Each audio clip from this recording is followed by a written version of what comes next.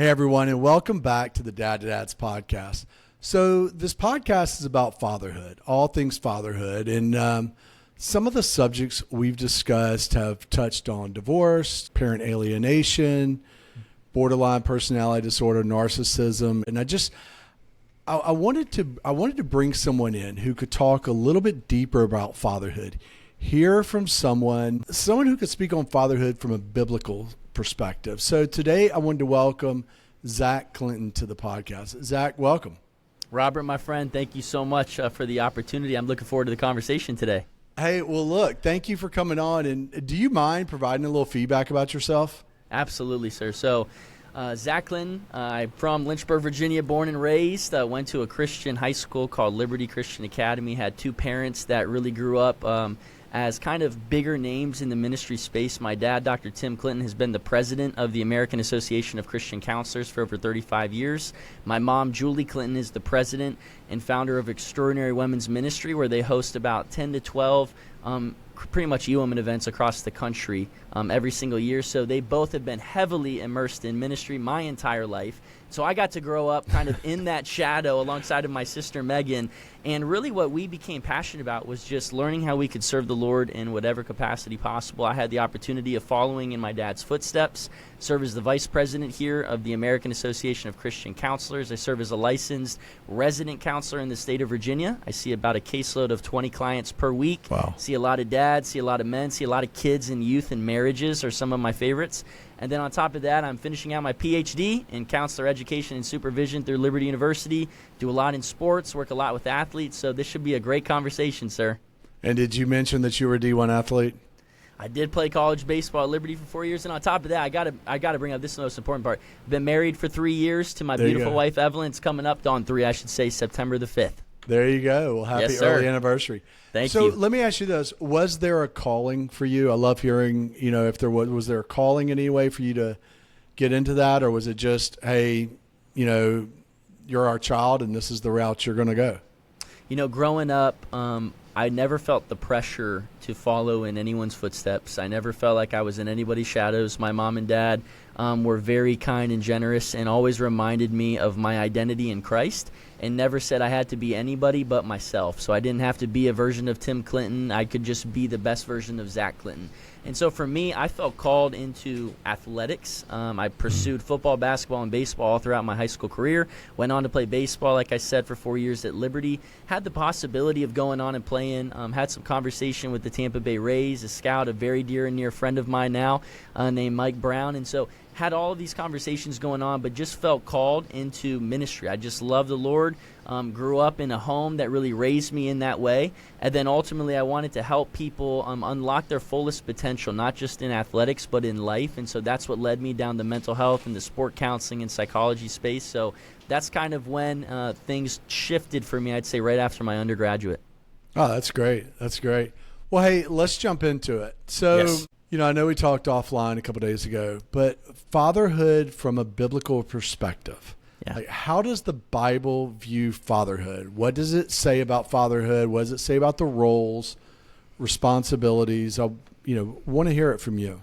Man, there's so much that we could unpack today, and I'm sure we're going to dive really deep. But I would just say up front, what I want every dad to hear is the significance of their presence in their children's life. So when you look at not just biblical perspective, but statistical, right now, men, let's just be real, Robert, in culture and society, there's a real beat down on men, right? Yeah. Where men are kind of labeled as buffoons or porn addicts, bad dads, terrible husbands, abusers, they're angry, all of these different things. And this label has kind of referenced toward men is called toxic masculinity. And I want men to recognize this, that, yeah, there's such a thing as toxic behavior.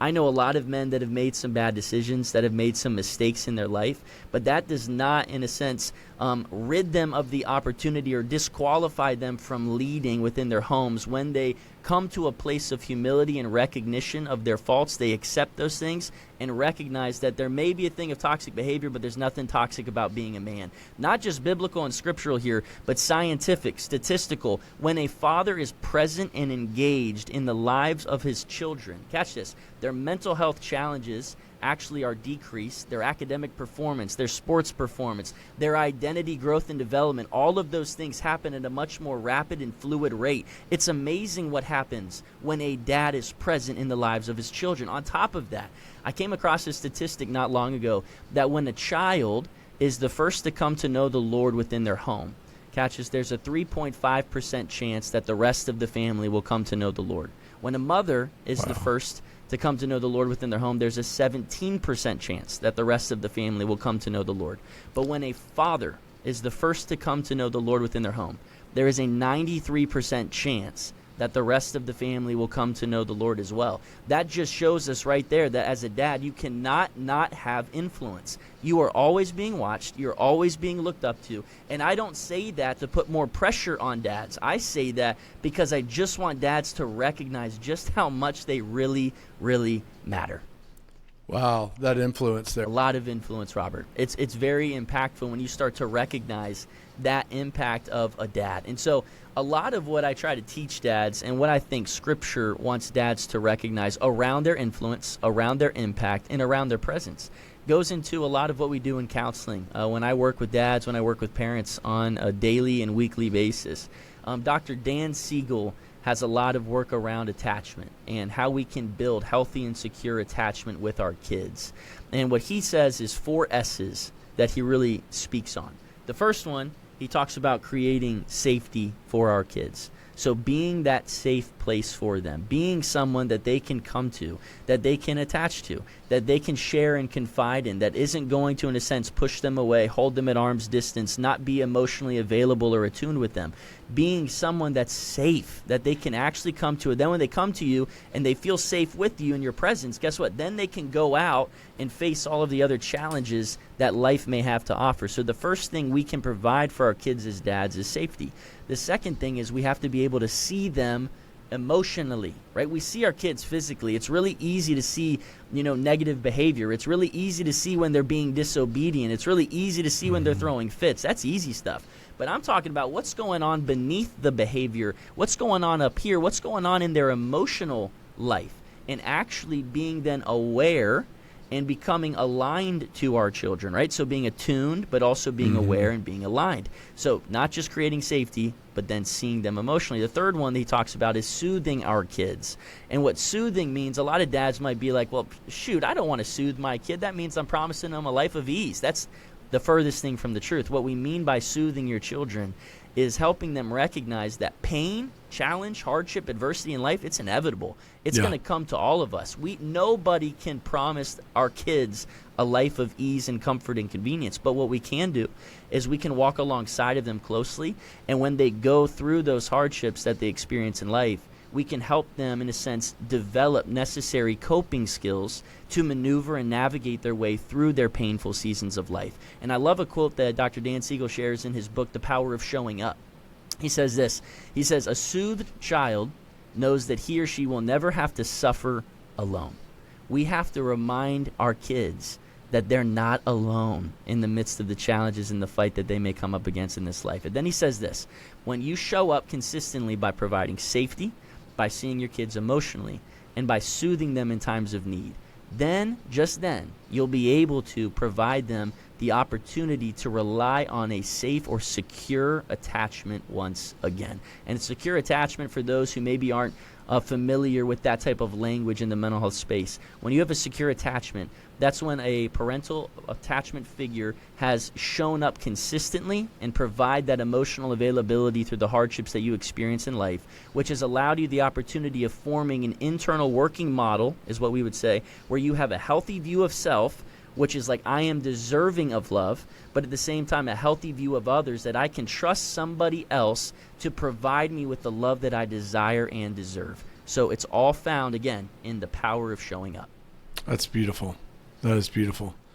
All right. So did you say number 4? And what was after soothing?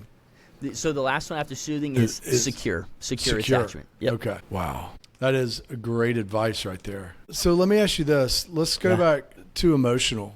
I think about with the emotional, it's understanding them emotionally, but also not hiding your emotions from them. Showing it's okay. Yes. Would you agree?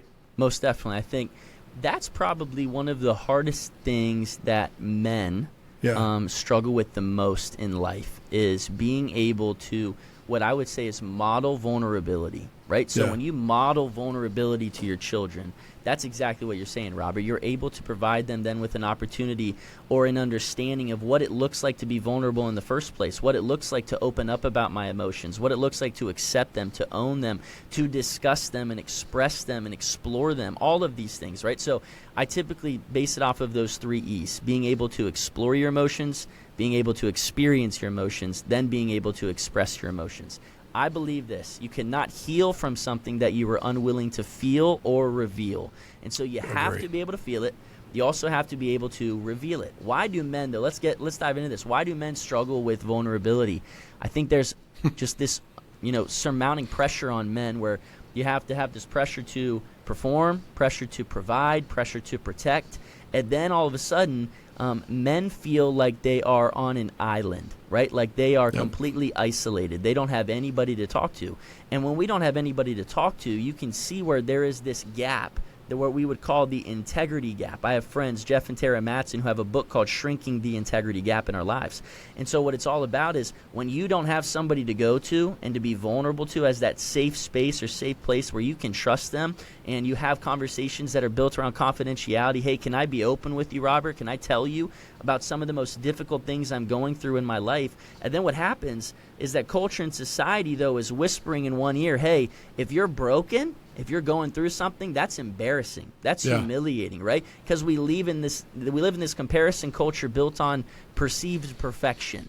And so when you have all of this going on at the same time, it's hard for men then to actually feel safe enough to open up. And that's why we also have to provide men with our presence and say, hey, by the way, it's okay. You can be you. This is going to stay here. Sometimes you don't even have to offer your perspective. You just need to provide your presence, and then just be there and sit with them through some of the most difficult times of their life to remind them that they're not alone as well.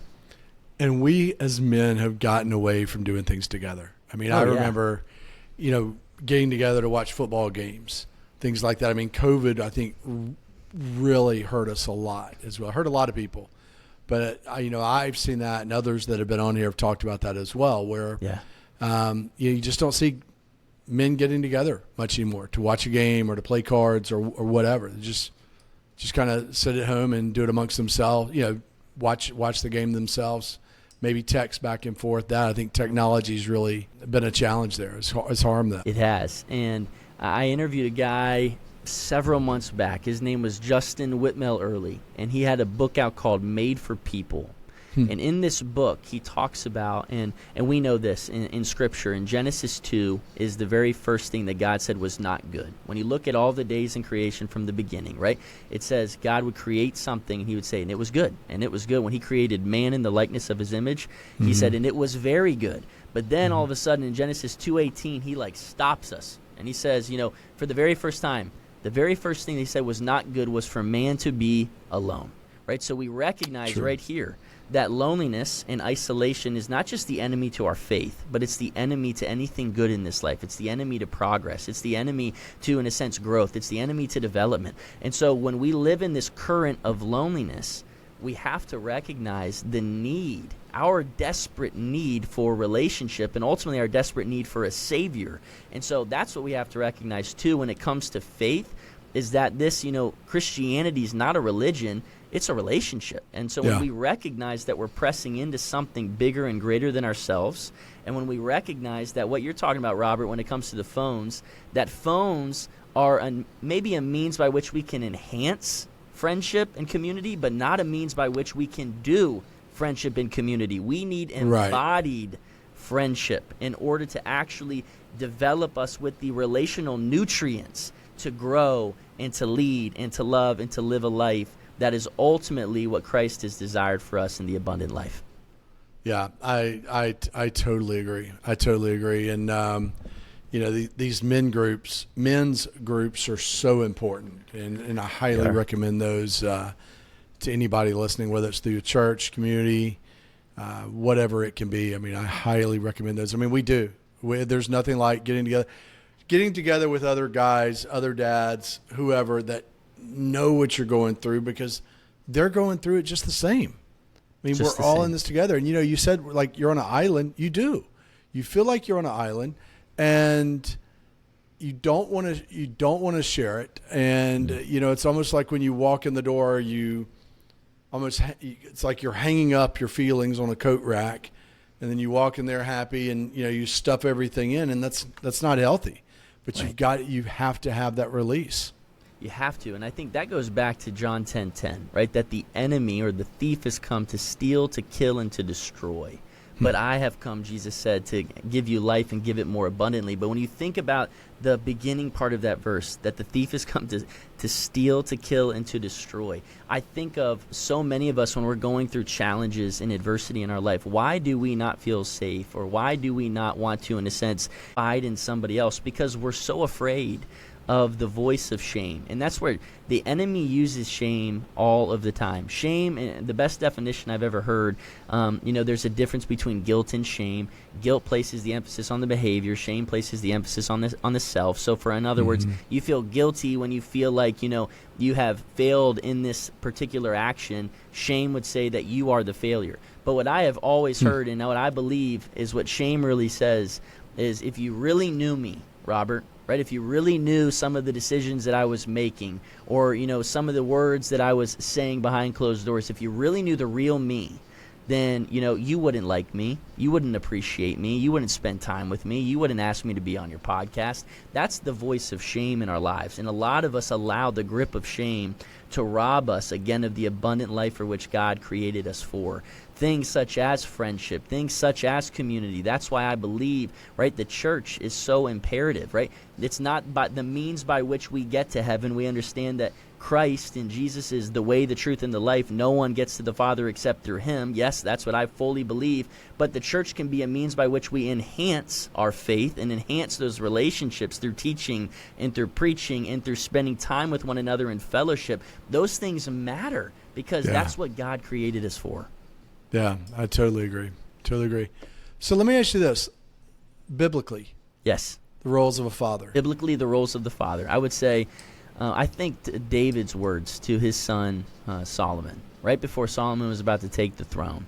And we all know these words. He says, "Be strong and show yourself a man." But then he goes on to say, "And follow the commands, follow the statutes, follow the laws and the decrees for which God has given you to follow." So in other words, be obedient. And so as we talk about fatherhood, my big thing is priorities are huge when it comes to fatherhood. That's what I believe Scripture is very imperative on. A lot of people, I believe Scripture even mentions and references that we are to, in a sense, not neglect our Jerusalem, to go on and pursue the Judeas and the Samarias and the uttermost parts of the earth. So never prioritize what you do over, in a sense, who you are and the people that you have the opportunity of impacting, influencing, and spending time with on a daily basis. Your marriage, your family, your kids matter more than you know. And so investing in those things every day is so significant. Make sure you get your priorities in order. But also, I would be remiss not to just mention, make sure that you're paying attention to what you're paying attention to and to what you are giving, in a sense, life in your own personal life. So when you are spending time with your kids, make sure, when it comes to the presence aspect, special time, quality time with them, but also, how are you leading them? My dad always talks about the power of influence in fatherhood. He always reminds me of it. He always says, if you spit, they'll spit. Yeah. If you cuss, they'll cuss. If you, get angry and have outbursts, typically they'll get angry and have outbursts. But also on the flip side of things, if you love, they'll love. If you're kind, they'll be kind. If you forgive, they'll forgive. There's a quote that my pastor always says, that typically what parents do in moderation, their kids will do in excess, because it's what's modeled for them, right? It's what's familiar. And so what do you want your child to catch, in a sense, when they're around you? You're contagious for all the wrong reasons and for all the right reasons. And for me, I think of what that has looked like in my personal life. I think of my dad and just being able to recognize, man, my dad is contagious for all the right reasons. And my dad is still someone I look up to. My dad is still my hero. And I always joke around, at the age of 28, Pops, I still want to be just like you. That's who my dad is to me, and I'm so grateful for that. That is so powerful. right there. And that is so true. How we live our lives is how they're going to live theirs. I mean, they model us. I mean, I see that with my two boys. And at times it's almost like, oh no, but it's a check. Like, all right, you need to improve on this. And tell you a funny story. So my oldest, who is about to have his license, he's had his learner's permit for the last year, and I'm a little impatient with driving. Yeah. I might say things at time like, come on, like, what are you doing up there? All right, I drive normally. I might lean a little bit to excessive speed at times. Yeah. But again, I live in Atlanta, and you kind of have to or you're going to get run over, right? That is true. He is by the law, if not below it. If he gets a ticket, if he gets pulled over, it's because he's 10 miles per hour under the speed limit. But we'll be stuck in traffic, and I will hear him say, if somebody's a little bit slow with the stoplight, come on, what are you doing up there? And I'm like, oh, no. Thinking like, one, you're not in a rush because I know the way you drive. Right. But second, where did he hear it from? Oh, he heard it from me, And it's like, all right. So we have to behave. We have to watch how we act when we're driving because they're watching this. And but that's so true. Roles of a father. Roles. Can of you a speak father. on that? Yeah. Yeah. Roles and I mean, you did, but yeah. The responsibilities of a father. Yeah. When it comes to the responsibilities of a father, I believe it's not only to love God, right, and to know Him more intimately and personally, but also to make His name known. And so what I mean by that is constantly being a reflection of Christ in and to our kids on a daily basis. And a lot of what you just mentioned is it comes down to like behavior and what we model, what we display for our kids on a daily basis. But also I think dads and parents at large are really good at instructing their kids, and they're not so good at investing in their kids. And what I mean by that is we're really good at offering commands, and we're really good at trying to teach obedience, but we don't really invest in them the necessary ingredients that can actually get them places in life that maybe they couldn't have gone on their own. And I'll give you a good example of all of this. Good. So something that I'm very passionate about in kind of the sports counseling and sports psychology space is this facet of resilience. And I've done a lot of research on it. I've worked with a lot of professional athletes, a lot of teams. I've done tons of interviews throughout my career.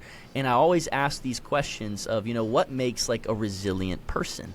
And although there's no concrete definition for what resilience really means, there is a common theme or a thread, and that's positive adaptation in the presence of adversity.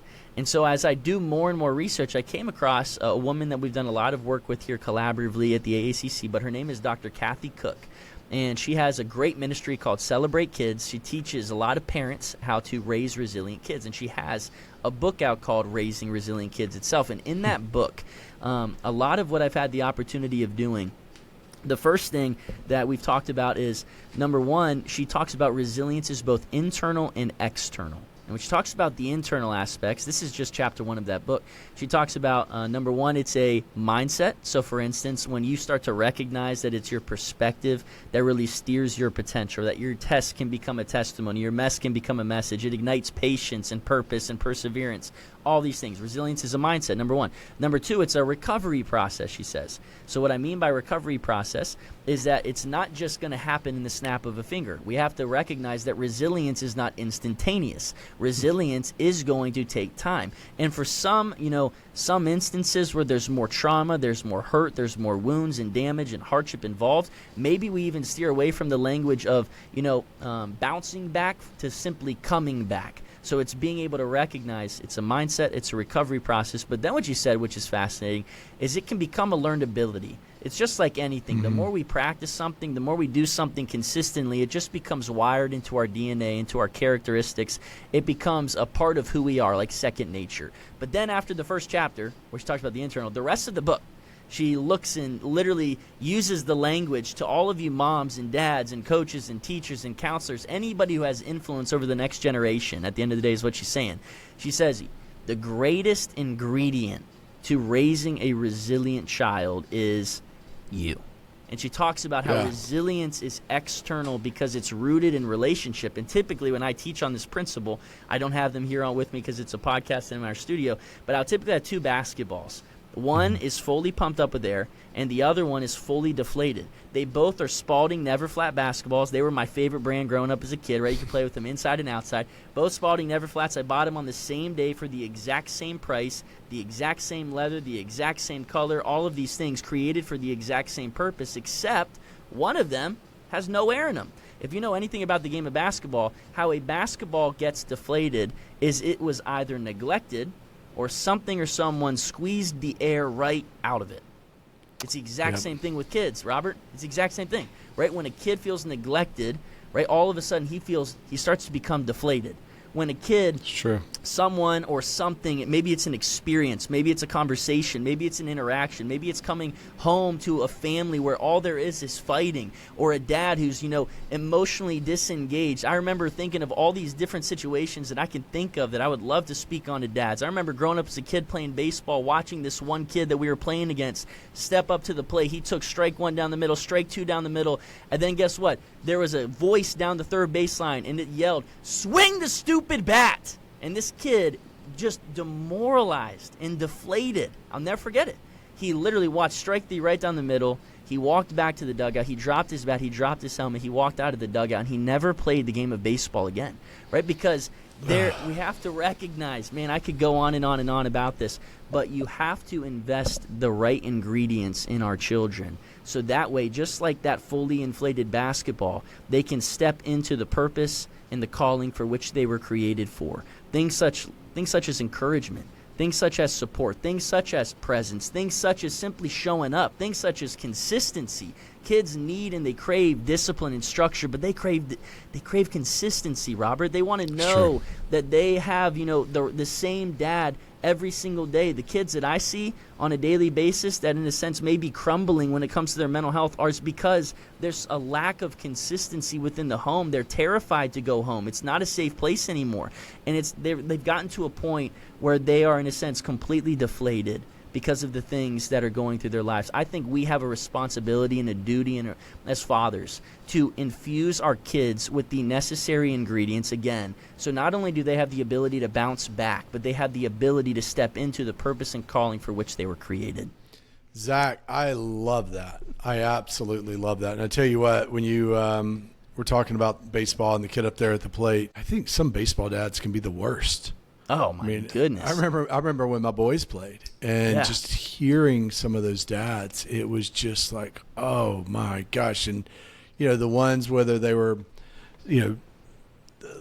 standing in the outfield, but usually they were ones that were right behind the plate, and just yelling at their kid. Oh my gosh! What are you doing? Are you going to swing the bat? Yep. Get it off your shoulder. I'm thinking, okay. You're humiliating your kid right there in front of not only every single fan that's in there, parent that's in there, but the other team and especially his own team. And I get it. You're humiliating them, demoralizing them. What a great analogy, though. I love that. There's that old quote that sticks and stones may break my bones, but words will never hurt me. That's the furthest thing from the truth, right? Yeah, because it's true. I remember interviewing Mark Batterson. He's the pastor at NCC in Washington, D.C., and as he was mentioning in this one interview, and as he mentions in his most recent book, Please, Sorry, Thanks, the 3 words that change everything, he says that words create worlds. And he started talking about, how you look at the beginning of time in Genesis 1. In the beginning, God created the heavens and the earth. He used his words to create those things. And people may say, well, that literally in that situation, words created the world, but we don't have that same power. And he said, but yes, you do. Because your words, right, you can create a world of hurt, or you can create a world of hope and healing for somebody. And so a lot of dads need to recognize, they need to humble themselves, and they need to look themselves in the mirror right now and ask themselves, what is the world that I'm creating within my home? What's the atmosphere? What's the environment? Is it a world of hope, or is it a world of hurt? Because I'd beg to differ. There's probably a lot of dads that if they did that simplistic practice today, they'd be able to catch themselves really utilizing maybe some words that aren't so uplifting And I think that simplistic practice could potentially begin to change everything in their child's life. And you're not talking about going easy on kids and making them soft or anything like that. And I think a lot of dads, when they're, look, going back to baseball, I'm thinking about some of the dads that were yelling at their kids. I mean, they're loving dads.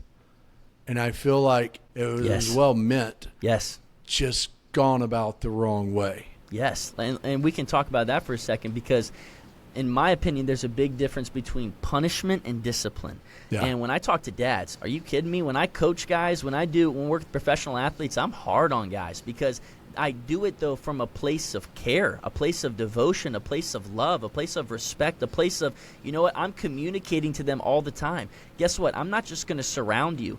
I'm going to support you. And as Scripture talks about in Proverbs 27:17, as iron sharpens iron, so one man should sharpen another, I'm going to sharpen you.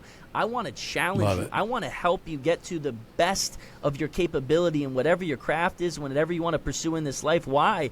Because I want to make sure that you get there. So I'm not just going to let you take the easy road. I'm not just going to let you take the road that's most traveled. No, we're going to do this thing together. I'm in your corner. I'm going to push you. I'm going to help you. I'm going to support you. But that's the message that always has to be communicated. A lot of dads don't communicate that message, Robert. They push their kids. And remember, when you're screwing a bolt, when you screw it too tight, it can easily break, right? Yep. You have to recognize the difference in the balance between love and accountability. Where there's all love, guess what? Good relationship, no standard of excellence. Where there's all accountability, no relationship, which leads to exhaustion, frustration, and burnout. You have to find this common line, and typically it's just simply through the communication of, hey, bud, I'm only pushing you because I care enough about you to do this, because I see so much potential in you that I want you to pursue this. If this is something that you want to pursue, bud, can I help you get there? And I know that sometimes I'm going to push you. Sometimes it might always feel well. I need you to feel safe enough with me, buddy, that you can come to me and let me know, Dad, you're pushing a little too hard. And I will be able to accept that influence from you. I will humble myself, and I will be able to pull off a little bit more. But together, we're going to collaboratively get you to achieve your goals. That's the message that I mean when I'm talking about communicating with your kids. How often do you see parents, dads specifically, wanting to be friends with their kids? Very often. I really do. And I think the big thing is, especially when it comes from single-parent homes, truly. When it comes from single-parent homes, you want your kids to like you. You want your kids to spend time with you. So I think a lot of times you see families sometimes where kids will almost begin to take advantage of those single parents, because it's like, hey, I know dad or I know mom, they want me to like them, right? So I'm going to push my limits. I'm going to ask for more things, hoping that I'll get those things in return, so on and so forth. And so being able to recognize the balance of those things, again, it goes back, though, to that love and accountability. Hey, I care about you enough that we have to have boundaries. We have to have limits here, because it's only what's best in your best interest at heart. And I always have your best interest at heart.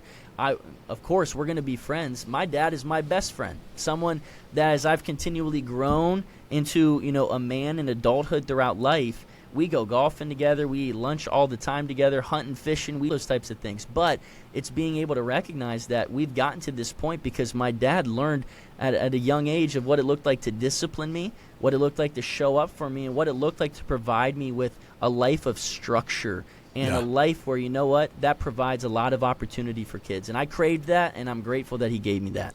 You said that about single-family homes. Like when the boys are with me, I will see that, where I feel like there's times when they will where they will try to maybe take advantage of it, because they know that I want our time together to be, I don't want to say fun, but to be positive. Exactly. You want it to be meaningful. Yeah. So it's easy to get, to go down, to get in that slide of, oh, I'm not going to discipline them, and you almost have to remind yourself. Like, I feel like, I need times to sit back, and a lot of times it might be at the end of the day, when they're in bed and me sitting there, me thinking about, all right, how could I have handled this situation differently? What did I do? How did I mess up?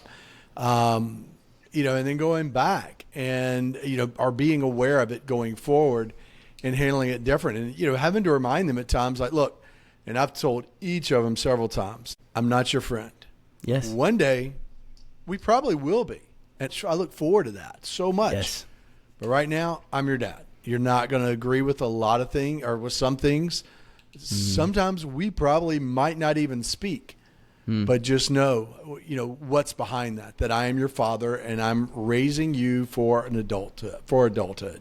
Yes. And as you talk about discipline, I think biblically in Hebrews 12, it talks about that God disciplines those that he loves, right? He has to discipline us as children. And I think of that's part of showing love. That's part of showing love. Hebrews 12:11 then says, no discipline seems pleasant at the time, but painful. But then he goes on to say, later on, however, it will produce a harvest of righteousness and peace for those who have been trained by it. And so I think it's important to remind our kids as the why behind the discipline, but also in reminding them it's not about what you're doing as much as it is in who you're becoming. And that's what I'm more concerned about. That's great. Hey, let me ask you this too. Challenges other challenges that you see facing dads today. Facing dads today, man, I'd say we touched on one, which was pressure. I would say another one probably is your past. A lot of dads struggle with their past, and we kind of even insinuated on this a little bit, where maybe they've made some mistakes, maybe they've had some what they would identify as failures. But I remember a friend of mine, he always mentions that you cannot disqualify yourself from continuing to lead within your home, within your family, and within your marriage, even though, right, there have been some challenges. And that goes into almost like a lack of forgiveness of self. Because when we can't forgive ourselves, then all of a sudden we'll begin to struggle with every other facet of our life. We put all of this shame, all of this blame on ourselves. And so I see a lot of men struggling with breaking free from their past. But then I would also go into, you've touched on this a little bit too, which is the phone. And I'll even go into pornography and purity, right? So the phone has diverted a lot of attention away from, I would say, children within the home, our relationships, our marriages, all of these different things, because we get so consumed with, fame and fortune and influence and followers. And it's like, man, you guys, what are we doing? We're missing the most important things that life is really all about, which is our relationships, because we're so consumed by, who's going to like our photo or who commented or what picture will we post next. It's insane to me. And we get so lost and so fixated. I was at a soccer game recently. One of my nieces, she's 5, and she was playing soccer in a 4 to 6-year-old league, right? It was a lot of fun to watch, I tell you that. And she's over there picking daisies, and we're having a blast, but we're cheering her on. Our whole family's there. But there was this one, I would assume, dad next to me. And this guy's there, and this one little girl kept coming over to him. And she kept saying, hey, look at me, look up at me, look at me. And he was so entrenched in his phone. It was like heartbreaking to me. I'm thinking to myself, dude, put the phone down. Like, you're missing moments and memories that you'll never get back in this life. And then, of course, like we talked about, though, with the phone, with the addiction, right, there's so many different distractions that can come with that can lure us away from, in a sense, the destiny that God has for us. And pornography is one of those big things, Robert. It's rampant, not just throughout culture and society, but especially in men and especially in our boys. And being able to remind them of what this looks like, what purity looks like. One of a dear friend of ours at ACC who's also on our board, his name's Jim Kress. He's a licensed professional counselor, a certified sexual addiction therapist, and what he talks a lot about is that pornography, he goes off a 5 A's model. He says it's incredibly accessible because it's everywhere. It's incredibly affordable. You get it for free. It's kind of, in a sense, the drug or the addiction of choice amongst Christians and faith-based believers. Why? Because it allows you to remain anonymous. Then he goes on to talk about how it's airbrushed, how AI makes it out to be this grand thing, when in reality that's completely false of what intimacy really means, what intimacy really looks like in our life. And then because of those 4 A's, it can become the 5th A, which is addicting. And it's never about the whatever it is that you're watching. It's never about the sex. It's never about the woman on the other side of the screen. It's about the feeling and in a sense, the craving that you get for that feeling of being intimate, for that feeling of just a quick fix.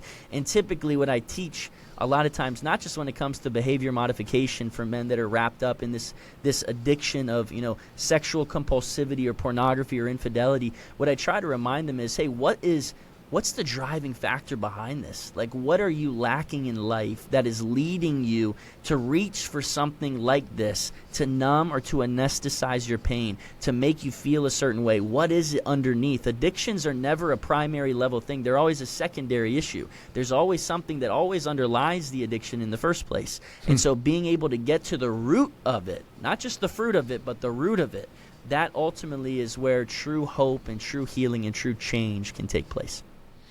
Wow. I'm hearing more and more about porn addiction, and I've had different ones on, and Myron Edmonds, who was on not too long ago, and then I had Dr. Lisa Paz, who was on, and she was talking about that. She's I think a sexologist, sex doctor, let's say. I was asking her some of the challenges or some of the things that she sees in boys that they're faced with today. And she brought up porn and really opened my eyes to it. I didn't realize that it was so accessible.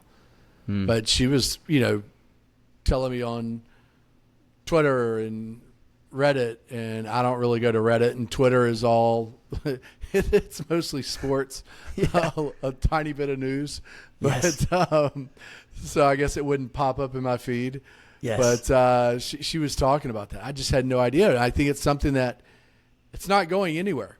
It's not going anywhere, Robert. It's a huge issue. It's a huge problem, especially amongst our boys and our younger generation. The average year of exposure has now dropped like 2 years now. It's somewhere around I think it's 9 or 8 years old now, which is absolutely absurd to think about.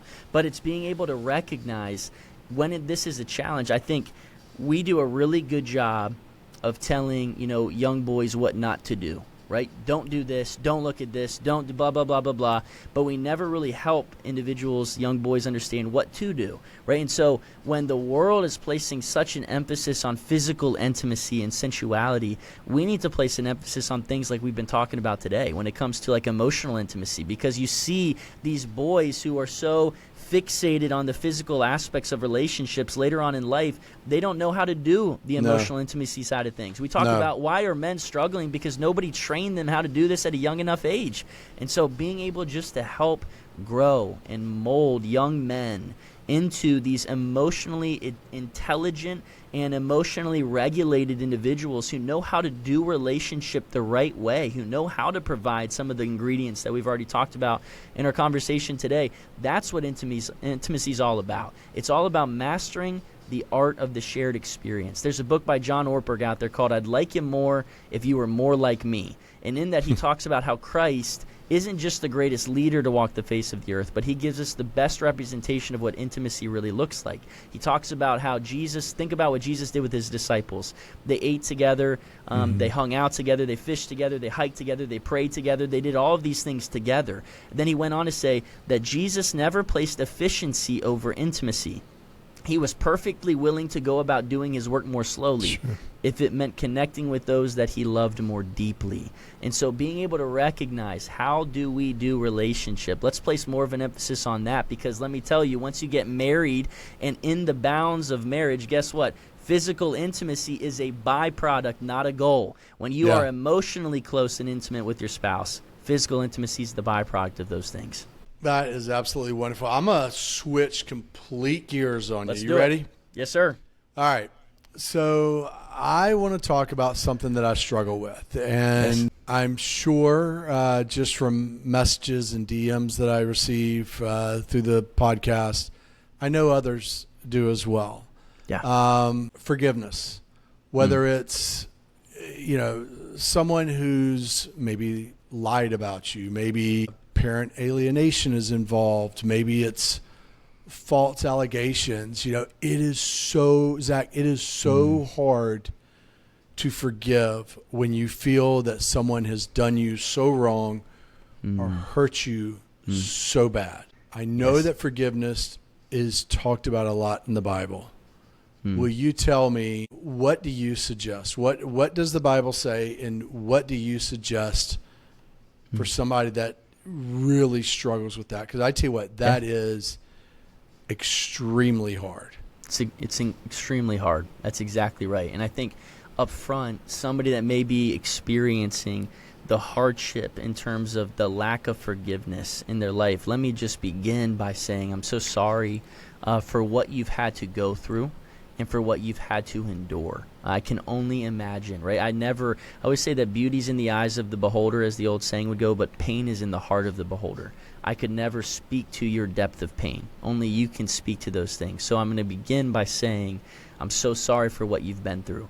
When you look at a biblical understanding, though, of forgiveness, Scripture is all about, right, understanding that forgiveness is really a command.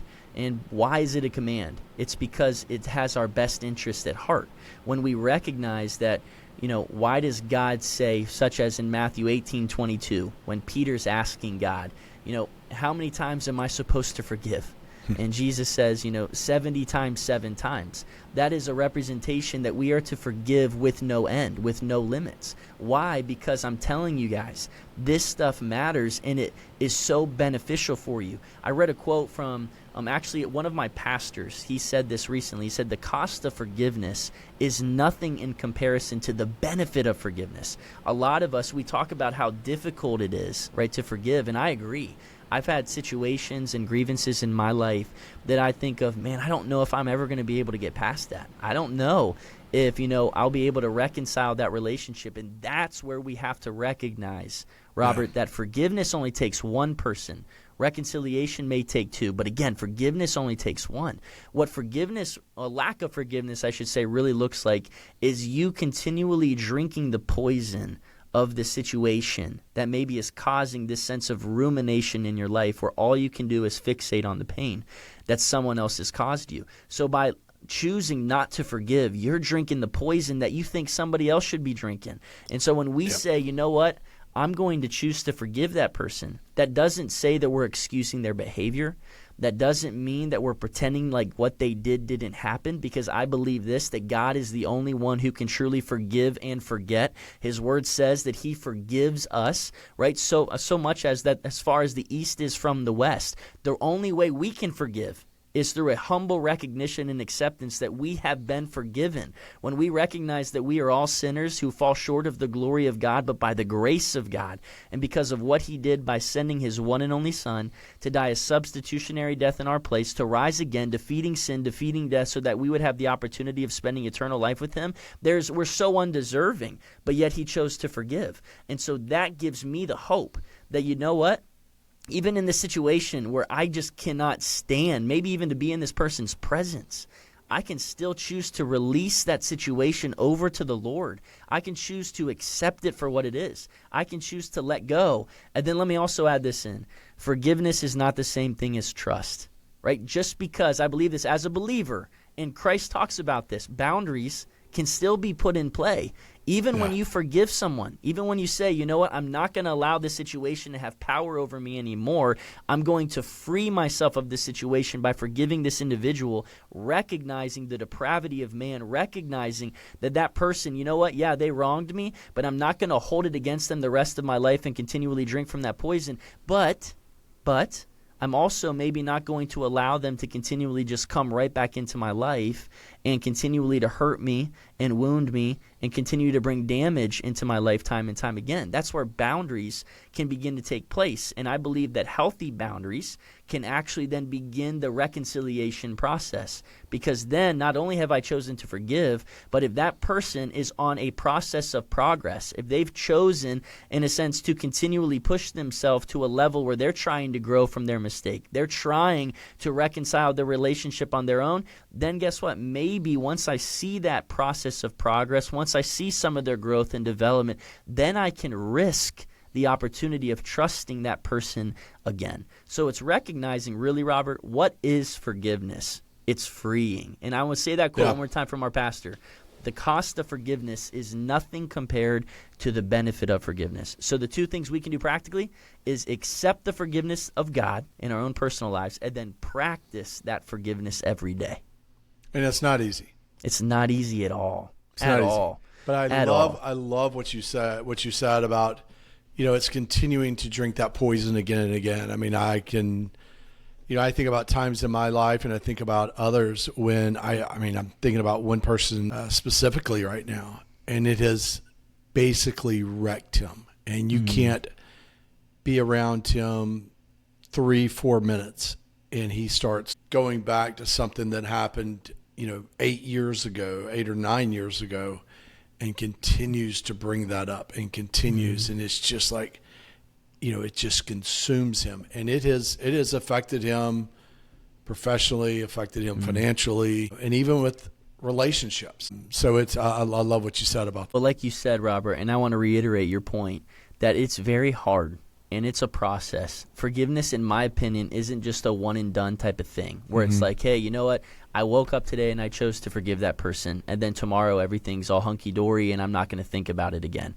No, forgiveness is a process that takes, I would say, a continual mindset and perspective that every day when I wake up, I'm going to have to make the choice to forgive that person all over again, especially in more severe cases where maybe there's trauma involved, maybe there's abuse, maybe there is just challenge and adversity, and there's been such heartbreak that you can't even fathom it in this moment. When you say that every day, you know what? Again, forgiveness really looks like surrender, because God is the one who is the ultimate judge of those things in the first place. We are not.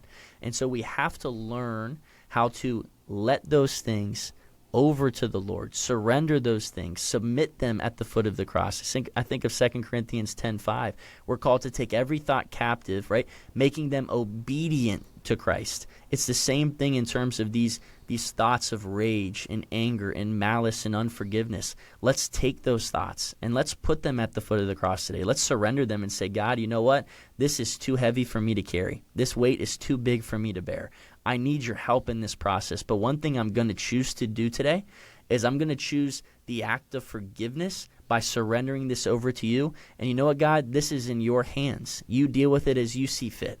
But I'm just so tired. I can't do this anymore on my own. And I need your help in and throughout this process. I think when we get to that place of surrender, I believe that forgiveness can then become easier day by day. And it is very freeing. It is like chains are being broke. I mean, it is very freeing once you do. Once you do forgive.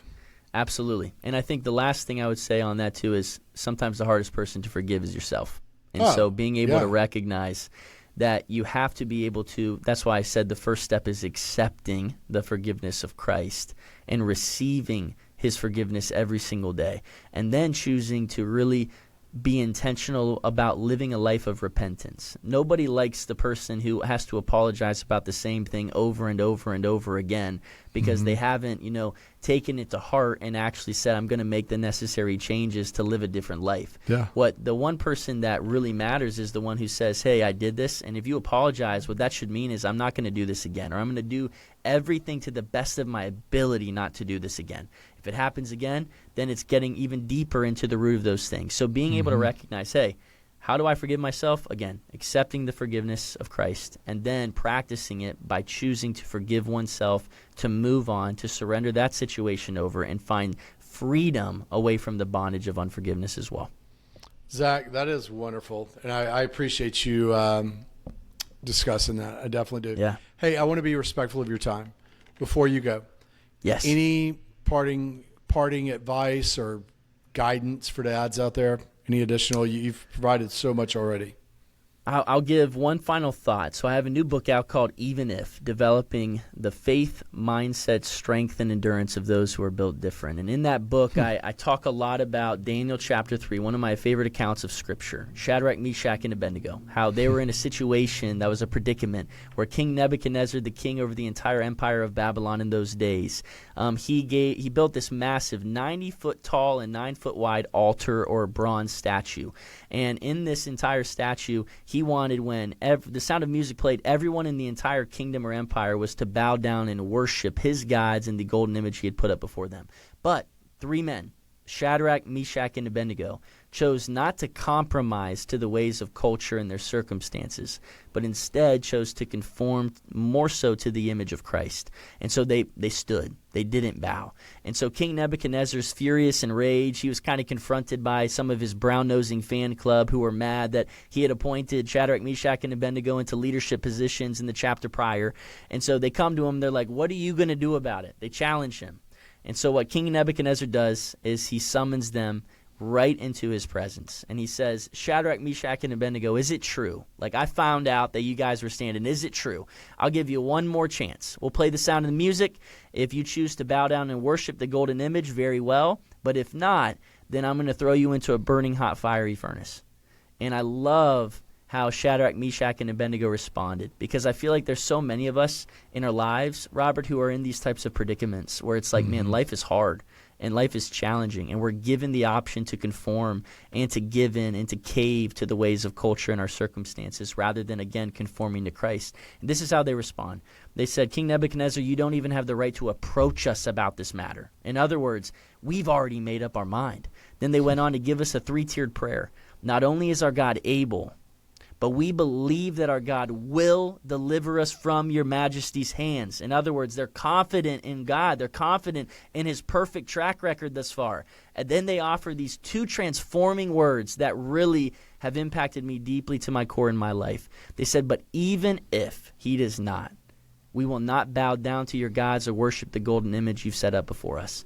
And so what I want to remind people of, and backstory, by the way, they get thrown into the burning hot fiery furnace, because what we have to recognize is that God may not offer us perfect security from the fire, but he offers us his perfect security in the midst of the fire. Those three men that were thrown in, King Nebuchadnezzar was just furious with rage. Well, guess what? He looked and he said, what in the world? I see four men walking unbound in the midst of the flames. And then he summons them. Shadrach, Meshach, and Abednego, servants of the Most High God, come out and come here. And it says that they had all of their cloaks. There wasn't even a singed hair on their head. There was no smell of smoke on them. I want to remind people that in the midst of the fire, again, we serve a God who is not just allowing bad things to happen to you, but he's journeying alongside of you, experiencing the hurt, experiencing the betrayal, experiencing the challenges that you may be enduring right there in your midst. And he goes where he is invited. So invite him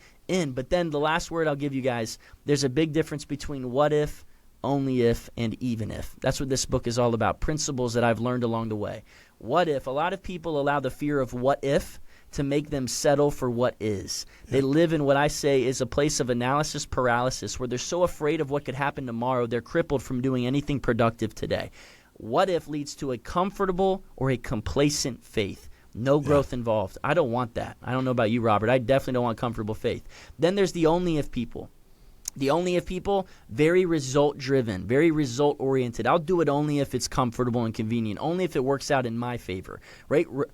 Only if leads to a contingent faith. I don't want comfortable. I don't want contingent. But then there's even if, right? These people that live with this even if mindset, even if it's hard, even if it hurts, even if I'm the only one doing it, even if it's the road less traveled, even if I don't get out of life what I was hoping or expecting or praying or preparing to get out of it, I'm going to stay true to my faith, to my family, to my friends, and to the standard within me, rather than succumbing to the expectations, the opinions, or the circumstances around me.